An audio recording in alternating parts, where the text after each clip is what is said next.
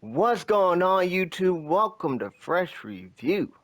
We are here with the NFL Week 2 review, and we're going to have the game of the week going on in the background for you guys to enjoy. And as we did last week, we're going to do the same thing this week. We're going to start with the worst game and work our way up to reviewing the best game, which would be the Giants versus Cowboys. But the worst game for this week was, without a doubt, the Jets versus the Buffalo Bills.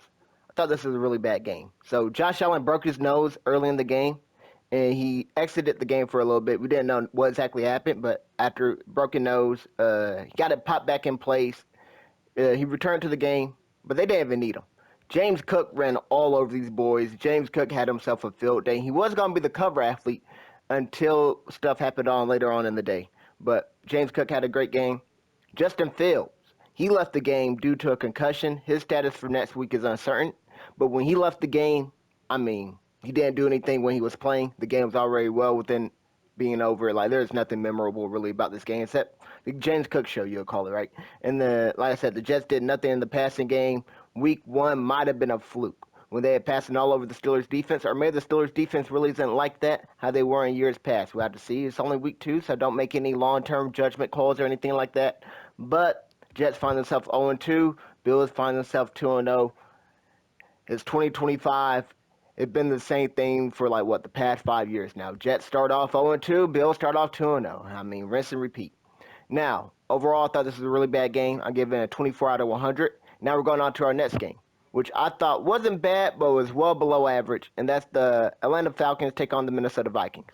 Now, JJ, McCarthy and Jefferson, they connected on this big catch to get the Vikings in the field goal range right before the half.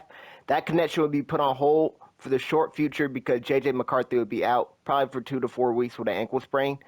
Carson Wentz is expected to get the start next week, but J.J. did finish his game. This was a great game if you love field goals. The Falcons brought in a new kicker after Younghoe Koo missed the game-time field goal last week.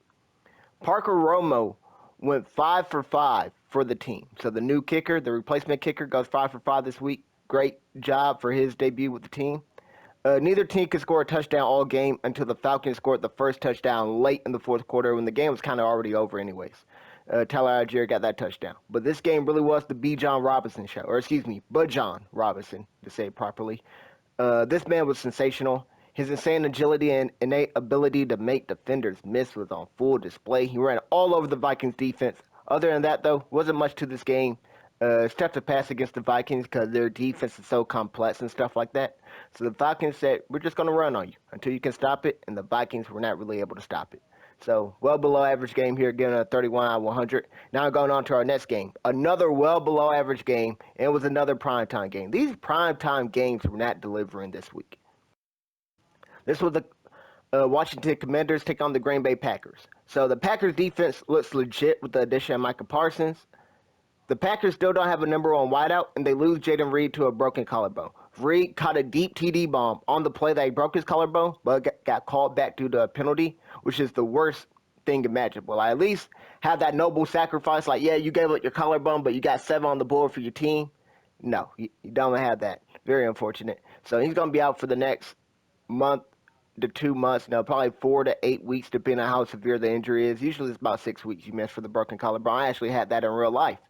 I was out for I didn't play contact football. I was playing basketball and stuff. But I was out for a month, and then I was able to play a little bit.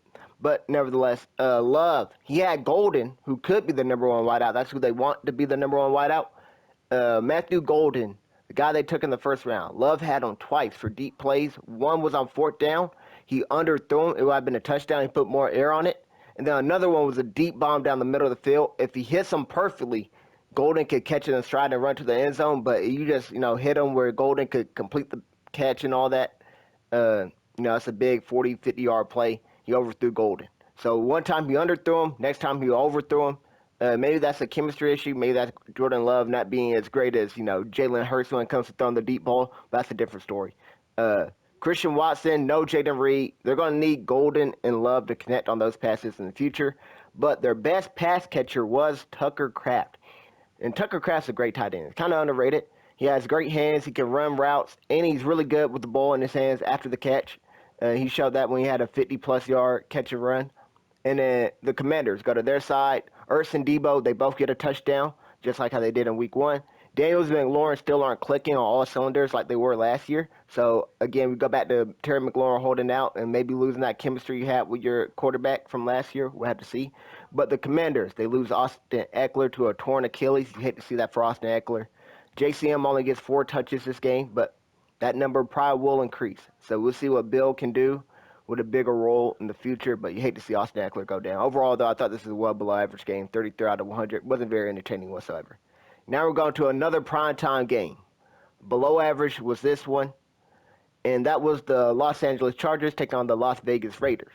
Now, neither of these first round RBs were able to get anything going on the ground. Hampton fumbled when the Chargers were trying to run out the clock. And I'm not sure if they gave the fumble to Hampton or Herbert, because I'm not even sure Hampton secured the handoff or anything. It looked very sloppy. And by the time Hampton may have got it, he got popped immediately. Ball came loose. And then the Raiders recovered. They didn't put Hampton back in the game for the rest of the game.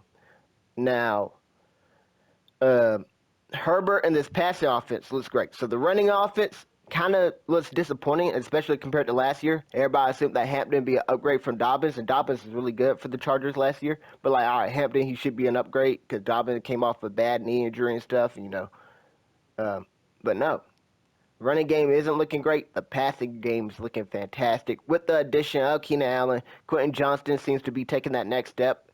A lot of people are able, quick to label him a bust. Myself may be included. I'll plead the fifth, Your Honor. But Quentin Johnston, he gets his 3rd touchdown of the season. He only has 8 catches and 3 touchdowns, so you expect for that number to not be, as high for a touchdown to catch ratio. But nevertheless, still a good week here by Quentin Johnston, Keenan Allen, and Ladd McConkey. All 3 have a great performance. I think they got a nice 3-headed monster there. Might be the best wide receiver trio in the league. Now, Geno, he was sacked routinely, and he threw 3 interceptions this game. The Chargers' defense was swarming. But I think the commentators might have been glazing it a little too much.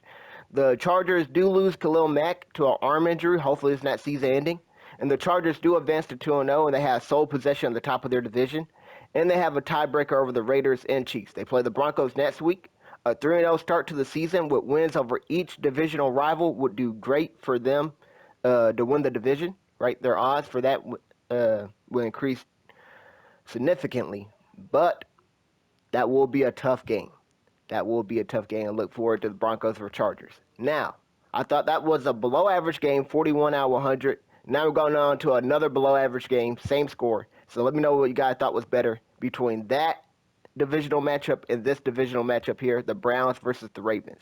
Now, Derrick Henry was cooking last week, but this week he's bottled up. He had 5 yards at halftime, and he fumbled again. But this time, unlike last week, the Ravens recovered it. Now, Lamar makes this phenomenal play where he rolls out right, reverses back to the left, throws a deep bomb to DeAndre Hopkins, who's one-on-one. D-Hop makes a diving catch. It was called a touchdown, but the call was overturned, and D-Hop was ruled down at the 1. The Ravens don't score a TD that drive, so the Browns actually get a huge goal line stand. Great call there by the referee and the booth to go review it, see that they were down. And the Ravens were able to punch it in at 1st and goal from the 1. This is why I say Jalen Hurts is better than Lamar Jackson. Because you give us 1st and goal at the 1, that results in 7 points. Now, that's a different story. We're going to talk about Jalen Hurts and the Eagles a little bit later. Now, Myles Garrett is the defensive player of the year. This man is an absolute monster. I don't care about the narrative of Micah making the Packers Super Bowl contenders or anything like that. The Browns are going to be trash this year. But you got to give DPOY to Myles Garrett. This man is a problem. He's a game wrecker. He's unstoppable. Now, later on in the game, the Ravens go for him 4th and goal, and they score a TD that drive. That makes it a 3-score game, and effectively it ends the game right then and there. It was a great decision to go for it because you don't get it. The Browns are pinned deep in their own territory, and they got to go 99-plus yards down the field. And then you do get it, it ends the game pretty much. And the Ravens went for it, and they ended up getting it.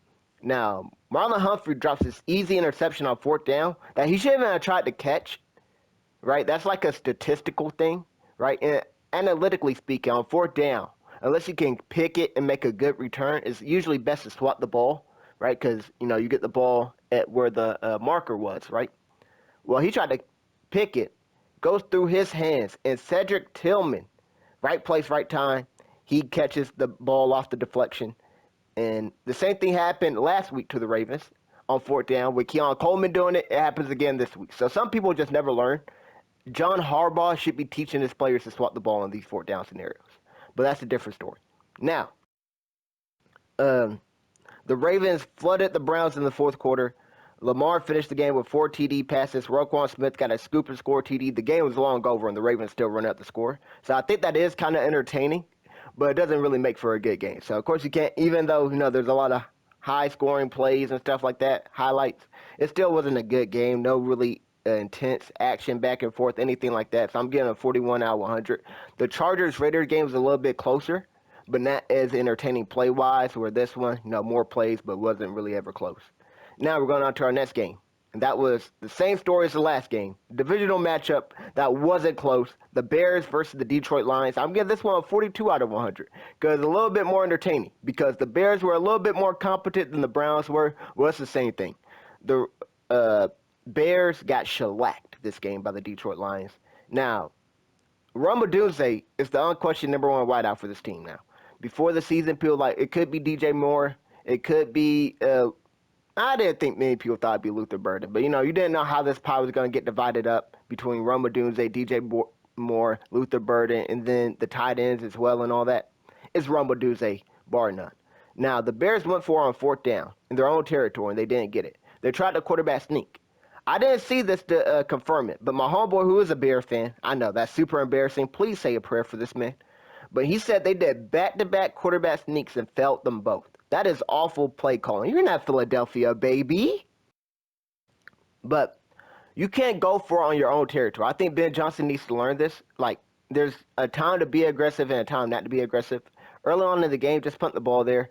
And then, stuff like that. The game, you didn't have to go for it there. He went for it. They didn't get it. So, it kind of screws your team there drastically. Then right before half, Isaac Tesla makes another great one-handed catch. This kid is so impressive. But he thought he was out of bounds. 16 seconds run off the clock before the Lions can spike the ball. Half would have been over, but the referee incorrectly said that Tesla was out of bounds when he wasn't. So instead of the time running, whatever, the referee signaled for the time to stop. The time manager didn't stop the clock or anything. But then since it's 16 seconds there, the referee messed up. It's a 10-second runoff. So the Lions got 6 seconds. Instead of being out of time, they got 6 seconds to run a play right before half, and then they hit Amon-Ra St. Brown, the cover athlete for the week. You guys see him. They hit him one-on-one, quick little out route, hit him on the pylon, touchdown. So the Lions, instead of getting 0 points right before half, they got 7. Now, later on in the game, J-Mo got open for a big catch and run for a total of 64 yards. And watching him in the open field gave me flashbacks to Deshaun Jackson. Guys like, oh my goodness, this joker is flying by everybody, and you take the wrong angle for a split second, he's by you. Beep, beep.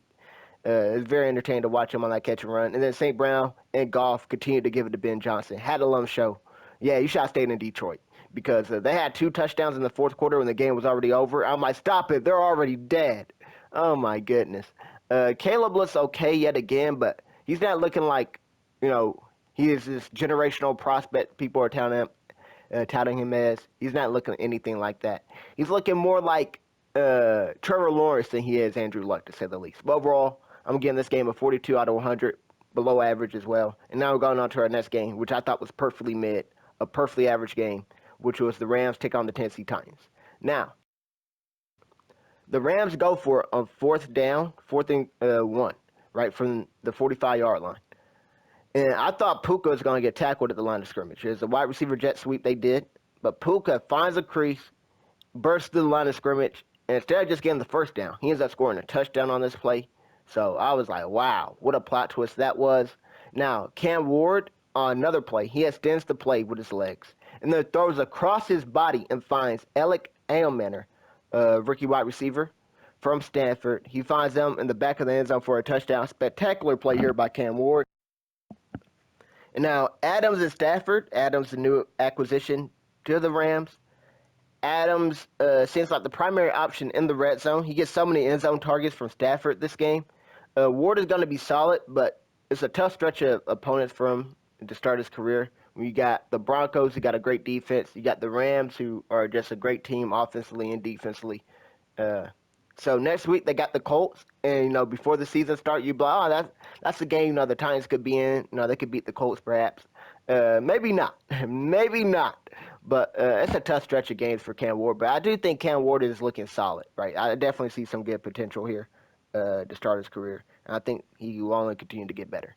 Overall, though, I thought this game was average, 50 out of 100. Now we're going on to our next game, and that is the Super Bowl rematch. The Kansas City Chiefs take on the Philadelphia Eagles. And this Super Bowl rematch was disappointing.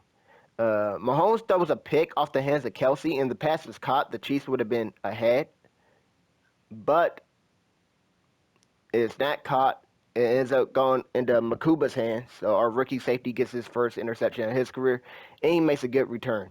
Thought it would have been another pick six. And I'd be like, ha ha, Mahomes throws another pick six to the Eagles. But no, he ends up getting tackled by the Chiefs rookie tackle, Simmons, who runs him down and tackles him out of bounds. So great job there by Simmons, showing the hustle and the heart, the dedication.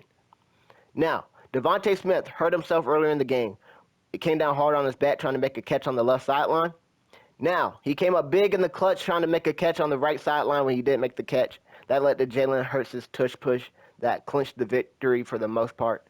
Jalen Hurts pretty much said that in the press conference. I had to quote that down. Like, write that down. Jalen Hurts is speaking. Jalen Hurts be speaking the gospel. Now, Jalen Hurts throws for 100 yards this game, 101 to be exact, and gets the W. The passing offense has been atrocious, I won't lie to you, but I think it's really the play calling that's been bad. But while we're in victory formation doing the nail down, Chris Jones wants to talk to Jalen Hurts about you only had 100 yards or da-da-da. And keep this in mind, y'all. Jalen Hurts gave the Chiefs 300-plus yards and took the L. Jalen Hurts, and many Eagle fans, many with a brain, are taking the 100 yards with the dub over the 330 yards he gave y'all in the Super Bowl and lost that time. Every single time you take the dub over the L. But what do I know, right? What do I know, right? Because your boy Mahomes threw for more yards, but what did that do for him, right? So, hey, Chris Jones, that's why you 0-2, right? I don't even know why Jalen Hurts ain't even had to talk to him. He got to just point at the scoreboard. Like, y'all are 0-2. 0-3 against us in the final last 3 times we played each other. You don't have the right to talk to me, Chris Jones. But nevertheless, we continue. Mahomes, though, he had Tyquan Thornton open on a deep TD bomb, but he overthrew him. I don't know how he was so open. But somehow, on the same drive, a few plays later, Tyquan Thornton is open again for a deep TD bomb. And the Chiefs connect on it at that time. And that's just inexcusable defense. The Chiefs got to go down there and throw bombs. They got to score quick or whatever. And we gave up a TD bomb like that. I just don't know what we were doing defensively there. I don't know if that's a blown coverage or what, but that's awful. Now, it's one of those things, fool me one time, shame on you. Fool me twice, can't put the blame on you. Now, the Chiefs find themselves 0-2 for the first time in Mahomes' career, and I don't think there's any need to panic because they lost to 2 good teams, the Chargers and the Eagles. But they play the Giants next week, and they lose that game. It is time to hit the panic button because 0-3 is very, very spooky indeed. Now, the Seahawks, by the way, that game average score 54 out of 100. Now, we're going on to our next game, the Seahawks versus Steelers, which I thought was a great game until it wasn't a great game. So DK gets a TD against his former team. That's great for DK Metcalf. But other than that, TD didn't do too much this game. Rodgers turns the ball over in the end zone. Right? Kendrick dropped an easy interception earlier in the game, but caught this difficult diving interception off of deflection. So Kendrick for the Seahawks made up for his drop pick earlier in the game by making this diving pick in the end zone. So the Steelers leave points on the board there. Now, Caleb Johnson does one of the dumbest plays I have ever seen. The man doesn't field the kickoff unless the Seahawks recover in the end zone for a free TD. They got hit with the scum kick in Madden. And me being a Madden player, this is one of the worst things that could ever happen. Because now Madden doesn't ever have to patch the scum kick. EA could just leave it in the game and be like, hey, man, that's realistic now. So now we're all screwed. We could get scum kicked and be like, hey, you just got Caleb Johnson returning kicks. It is what it is. Now, Kenneth Walker iced the game with a 23-yard TD run that showcases speed and vision. Seattle has a number 1 wideout in JSN and a nice 1-2 punch with Walker and Charbonnet. So in week 1, it was a Charbonnet show. Week 2 was the Kenneth Walker show. And I think you might be able to gauge it based on the team matchups. Does that make sense? So I think the Walker having the speed, You know, he's able to run past people. It's like slow Jalen Ramsey, who JSN also ran past Jalen Ramsey. You know, but Jalen Ramsey's a physical guy, hits hard and stuff. I think that hard smash mouth style defense, maybe Charbonnet won't be the best against this. Let's go with the speedster and Kenneth Walker. You know, that might be how I try to gauge it in fantasy, because right now it's going to be a little tricky to determine which running back to play which week and whatnot. But nevertheless, Kenneth Walker, Charbonnet, nice 1-2 punch here. Thought this game was above average, 61 out of 100. I thought this would have been a great game if the Caleb Johnson debacle didn't happen. That pretty much ended the game for the Steelers. Now, we're going on to the good category of games, and this was the 49ers versus the New Orleans Saints. Now, Juwan Johnson couldn't make the tough catch last week in the end zone, so he made the catch this week in the end zone to get a touchdown. And Juwan Johnson is having a great start to the season. One of the best tight ends producing-wise right now. I definitely don't think he's one of the best tight ends in the league or anything like that, but he's definitely producing right now like one of the best tight ends. Had a couple drops here and there in this game, but hey, he caught the TD. That's what matters. Now, Matt Jones throws for 3 TDs and looks really good after his performance last year in Jacksonville down the stretch.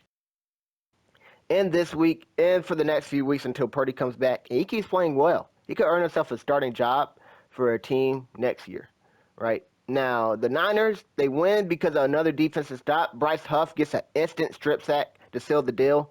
2.44 seconds, the fastest sack of the season.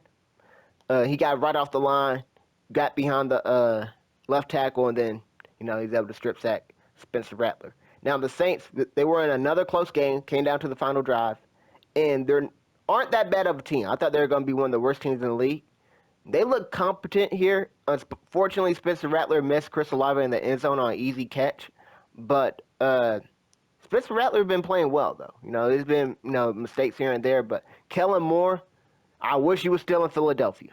Because, man, he got this team looking decent. This team's able to move the ball down the field. We're not really able to do that in Philadelphia. But they fall to 0-2, and the Niners go up to 2-0. They play the Cardinals next week in a divisional matchup, and that will be for the first seed in the division, so that's going to be a very big matchup there. And that goes to our, by the way, that game's 72 out of 100, Niners and Saints, and goes right into our next game, which is the Panthers versus the Cardinals, which is another good game. And Bryce Young fumbles, and Zaven Collins scoops and scores to start the game. Bryce Young gets hit on his throw, and that ends up being an interception. So you get 2 early turnovers to start the game for Bryce Young. I'm like, this game is awful. This game is egregious. The Cardinals take this big lead. The Panthers give up an easy TD right before half, which is inexcusable because all you got to do is guard the end zone. The Cardinals don't have any timeout, so it's one of the things, you know, you guard the goal line, the end zone, the sideline, stuff like that. You tackle them in bounds. No, you're good to go. They let somebody get right behind them, and it's an easy pitch and catch towards the back of the end zone. I don't know what they were doing there. Bad defense here by the Panthers. That let the Cardinals get a TD right before half. This game's over. But no, the Cardinals don't do too much in the second half. Murray does this big scramble for 30 yards. I think they say he ran 82 total yards, but, you know, he's running left to right, sideline to sideline, east to west. Then when he finally started running north and south, he got 30-plus yards. It's a great highlight play.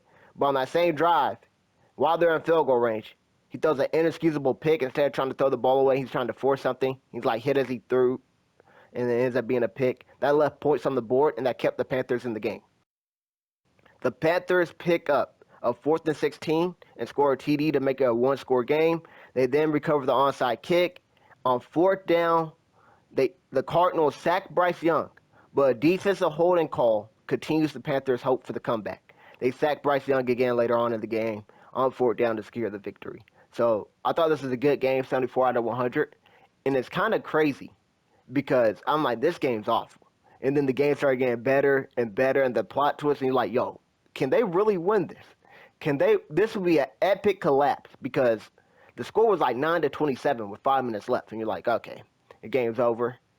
You know, we saw the Ravens choke last week, but the difference between the Ravens choking, who are notorious chokers, and the Cardinals, right, who Cardinals just don't ever get leads to choke or anything like that because they're usually always losing.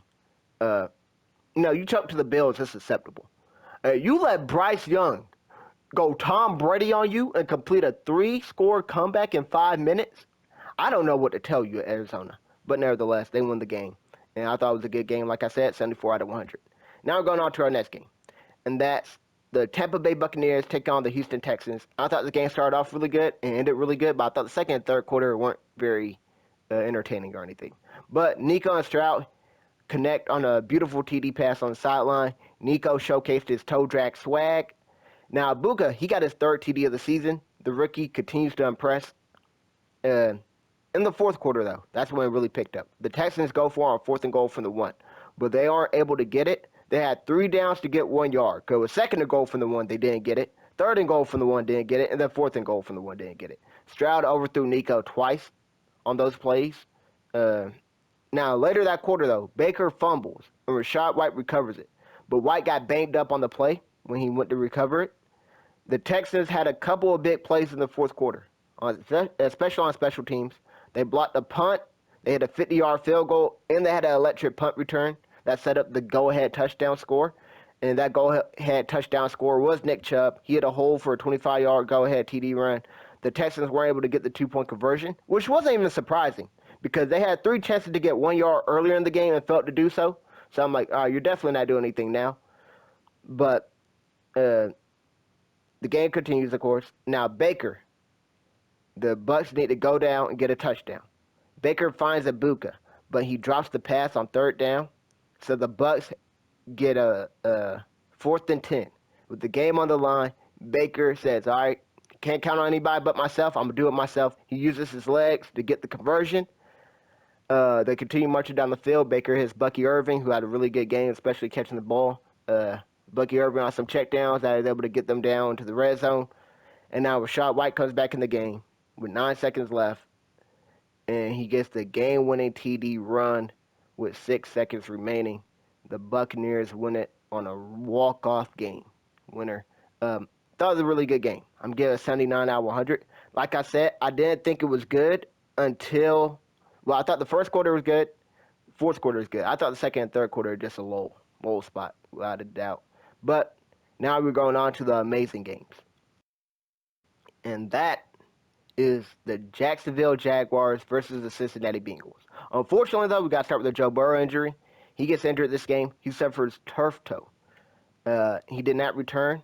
I was hoping it was going to be long-term. But it's a grade 3 sprain. So turf toe, I thought was just like, I don't know what I thought it was. Maybe, I don't know what, it doesn't sound severe or anything. But it's like a big toe sprain. And he's going to need surgery on it. He's going to be out for at least 3 months. So he won't come back until December or January. And then by then, there's a good chance the Bengals season is over. So that's very unfortunate for the Bengals. It looks like it might be 3 years they don't make the playoffs yet again. 3 years in a row.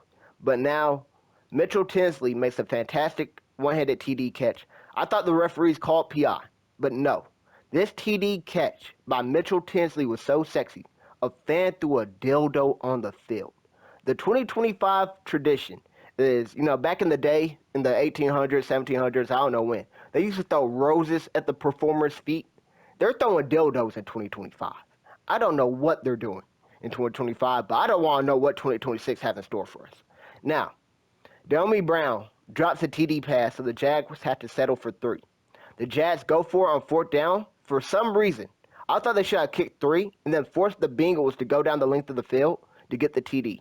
But Trevor Lawrence throws it to Brian Thomas, and people are going to call it a BTJ drop. It's tough to call it because BTJ did the right thing where he had to catch it and turn. Normally want to look the ball in, but he didn't have time to get it because he was short of the sticks to catch it, look it in, secure it. So he tried to catch it in one motion, turn and stretch across the marker, but he wasn't able to secure the catch because I just don't like the play call. I don't know why. I don't like the decision to go for it. I didn't like the play call. I'm like, you're going to throw a drag route short of the sticks where you're going to have to force your wideout to try to catch it and get across the marker at the same time when you got defense right there ready to swarm and make a play. I don't know. But nevertheless, the Bengals would get the ball, and now they got to go the length of the field to get the game-winning touchdown, or, just get in field goal range and force OT. Now, the Bengals, they go for it deep in their own territory. They had 3 timeouts and the 2-minute warning. And I disagree with the decision because I'm like, I think you could punt it here, and T-Law is going to muck it up, and then, you get the ball back and whatever. But no, they go for it and it works out. It was a great play call. They hit Chase Brown to get the first down. Great play call. Now, they go for it again on fourth down near midfield, and they target Travis Hunter. And Hunter gets a defensive PI call that extends the drive. And truthfully speaking, I didn't really think it was PI. I didn't. But they called PI on Hunter. That gave the Bengals another first down conversion on fourth down. And then they get down to the one, and they commit a penalty. The Bengals do. So it's like, they get all the way down to the 1 yard line. They're going to be able to punch it in. They do end up punching it in, though. And they end up winning the game. So, amazing game, I thought. I think it was a Jake Browning TD, QB sneak, if I recall correctly. Don't have that one in my notes, how they scored, but they got the game-winning TD. With a few seconds left. I thought it was amazing. 93 out of 100. Kind of a disappointing game. Jamar Chase is great this game. He was a target hog. T. Higgins caught a TD bomb. But other than that, he didn't really do too much. But, I mean, Hunter and BTJ don't have too big of a game for how much they're targeted and stuff like that, and for what you expect against the Cincinnati Bengals defense. BTJ in particular. Hunter did play a lot more defense this game than he did in week one, so you kind of expect from that not to do too much on offense. But, like, right now, truthfully speaking about Hunter, it's early in his career. I don't want to say anything. But, like, all I see is a whole bunch of gadgety stuff. He's looking like Wan'Dale Robinson, Cole Beasley. Like, they're keeping everything short at the line of scrimmage for him, Khalil Shakir. And I'm like, you traded all that just to use this guy as a smoke screen here, drag route here, hitch route here, quick slant there. Like, can you actually have this man run big boy routes or, like, just put him at full-time corner or something? Because this is just bad to even watch. But, you know, it is what it is. I thought it was an amazing game, though, giving it a 93 out of 100. Now we're going on to our next amazing game. Or actually, I'm going to go ahead and put this one spectacular. Let me go ahead and change it. I'm going to give it a +1 here. I'm going to give this game, the next one, a spectacular score. And it is the Broncos take on the Colts. And that game was, like I said, spectacular. So now, Bo Nix connects with his college teammate, Troy Franklin, on a great scramble drill, deep bomb while on the run. This is Troy Franklin's best game of his career, in my opinion. Nix had a great first half, but second half didn't really do too much. It was kind of subpar. He had 3 TDs in the first half and none in the second. Now, Defensive Player of the Year, Patrick Surtain got injured, but he was able to return, so that's good news. And then last year, you guys remember the Broncos and Colts game? Last year, Jonathan Taylor dropped the ball at the 1 yard line against Denver. That mistake ultimately costed them the game because that took away all the momentum for the Colts, and then the Broncos ended up just flooding them, right? Now, this game, Taylor ran all over them and made sure he scored his TD this time. And then we go on to a later game situation. Will Lutz doinks a field goal off the upright. That keeps the score, keeps the game a 2-point game, right? So instead of the Broncos going up by 5 and forcing the Colts to go down, have to get a touchdown, they only need a field goal to win. The Colts drive down the field, and they get into field goal range. Barely, though. The career long for their kicker is 59 yards. This is a 60-yard field goal. So it would be a career long for this kicker. He makes it. The Colts missed the field goal, but there was a flag thrown. I think they call it leverage, where you try to jump over your teammate defensively or use your teammate leverage to block a kick or anything like that. I think that's the call. The 45-yard field goal goes right down the middle after the penalty. And then the mascot, you see the mascot celebrating, the fans celebrating the walk-off victory and all that. The Colts go to 2-0 for the first time since 2009. And that is a very shocking stat because they still had Peyton Manning, if I recall correctly, in 2009. Well, 2010, 2011, maybe Andrew Luck comes along, a couple years after or whatever case may be. Can't remember everything. But Andrew Luck, I guess, never been 2-0 at any point of his career. I could be wrong, but that sounds crazy to me. Now, tough L for the Broncos here. Very tough L. Costly mistake on special teams.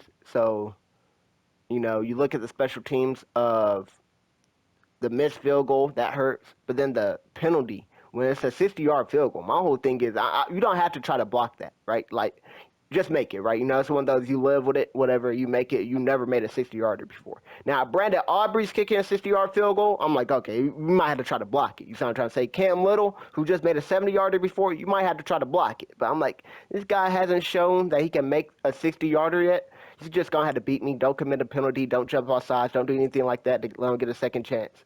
And tough L for the Broncos, indeed. but I'm going to get a spectacular score of 95 out of 100. Now, we're going on to our next game, which was the Miami Dolphins take on the New England Patriots. And I thought this game was also spectacular. So Tyreek Hill gets his first catch for more than 30 yards in over a year. Shout out to the reporter that asked him that question last week about, I don't know what it was exactly, but somebody, you haven't caught a pass for over 30 yards in over a year or so. Like, I don't know what the question was. It's kind of random. You could tell they're trying to rage bait this man, Tyreek Hill, trying to charge him up. But Tyreek Hill gets his first big catch in over a year. Drake May finds Ramondre Stevenson on a beautiful wheel route for a huge catch and run for 55 yards.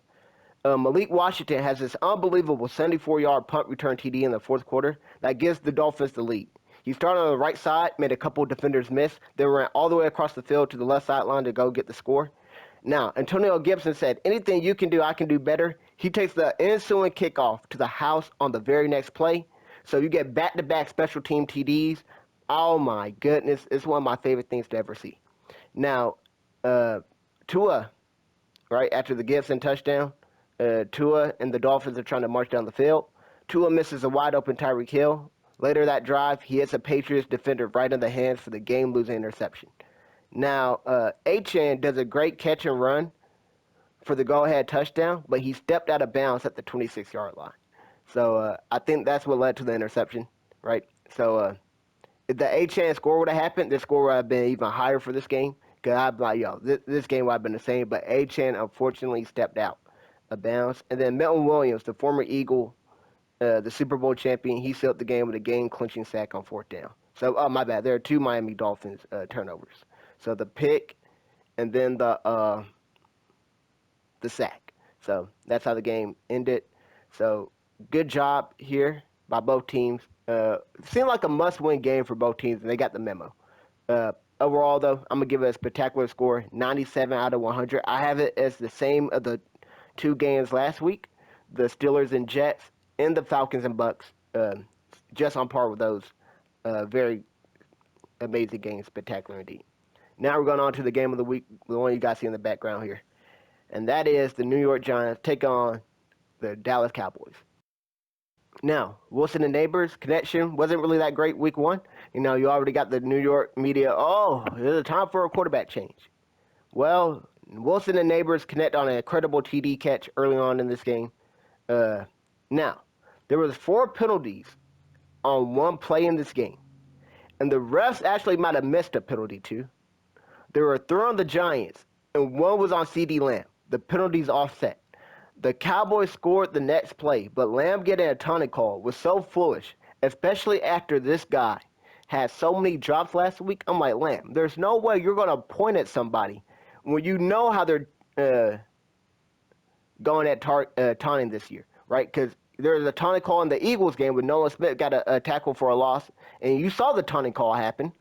And it was like, yo, Lamb, you can't taunt there. You got to be smarter than that. That's so foolish for him to do it. But the Giants committed 3 fouls, maybe even 4.